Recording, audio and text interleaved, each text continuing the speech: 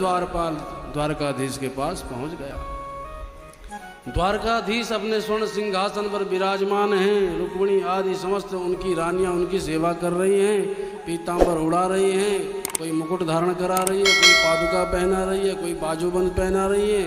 इतने में द्वारपाल आया। महाराज की जय हो। भगवान बोले कैसे आना हुआ द्वारपाल? बोले आपसे मिलने कोई आया है। बोले कौन आया है? बोले महाराज क्या बताऊं, आपसे ऐसा संबंध जोड़ रहा है जो आज तक किसी ने नहीं जोड़ा। बोले क्या? बोले कहता है मैं द्वारकाधीश का सखा हूं। सखा सुनते भगवान के कान खड़े हो गए। मेरा कोई सखा? कौन है? कैसा दिखता है? तो उसने वर्णन किया। शीश पगान जगातन में प्रभु, जाने को आए बसे गिरिग्राम। धोती फटी सिलटी दुपटी अरु, पाय उपान की नहीं श्याम। द्वार खड़ो द्विज दुर्बल एक, रयो चक सो वसुधाभिराम।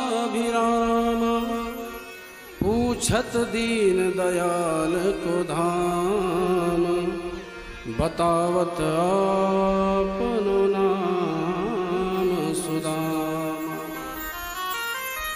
सिर पर कुछ उसकी पगड़ी नहीं है, धोती भी कई जगह से फटी और बार बार सिल सिल करके उसको दुपट्टी बनाया हुआ है। पैरों में जूते नहीं है, हड्डियां चमक रही हैं। दुबला पतला आदमी बड़े बड़े महलों को देख करके चौंधिया रहा है, न जाने कहाँ से आया। उसने आज तक ऐसा कुछ देखा ही नहीं। बार बार दीन दयाल है प्रभु आपका धाम पूछ रहा है कि वो कहाँ रहते हैं, कहाँ रहते हैं, नाम क्या है उसका? बोले उसका नाम है सुदामा। जो सुदामा प्रभु के कर्ण में पड़ा, 7 सीढ़ियों से ऊपर बैठे थे द्वारकाधीश, कूद गए उन 7 सीढ़ियों से। हाँ सुदामा सुदामा सुदामा सुदामा कहकर के भगवान इतनी तीव्र गति से दौड़े कि जो पहरेदार था वो गिर पड़ा भगवान से टकरा करके। पीतांबर कहीं रह गया, पादुकाएं कहीं रह गई, मुकुट कहीं गिर गया। भगवान एक धोती पहन करके ही अपने मित्र से मिलने भागे, दौड़े, द्वार तक चले गए। द्वार पर गए तो सुदामा दिखाई नहीं दिया। सुदामा तो तब तक चले गए, और जब सुदामा को नहीं देखा तो भगवान ने पुकारा, अरे मित्र सुदामा। सुदामा के कान में आवाज पड़ी तो पीछे मुड़ के देखा तो भुजा उठा करके भगवान उससे मिलने आ रहे हैं। सुदामा जी के होश उड़ गए। ये चमचमाती धोती वाला कृष्ण कन्हैया मुझसे मिलने आ रहा है, मुझ भिखमंगे से। सुदामा जी को कुछ सूझते नहीं बना। तब तक तो भगवान ने दौड़ करके अपनी भुजाओं में इतनी जोर से सुदामा को दबा दिया कि सुदामा जी की हड्डियां चटकने लगी। बोलो वृंदावन बिहारी लाल की। 1 घंटे तक दोनों मित्र एक दूसरे को अपनी भुजाओं में बांधे रहे। दोनों के नेत्रों में अश्रु हैं। सुदामा जी ने अपना बंधन ढीला कर दिया। अरे ये राजा है और कई लोगों ने देख लिया भिखारी से मिल रहा है तो इसकी बड़ी बेइज्जती होगी।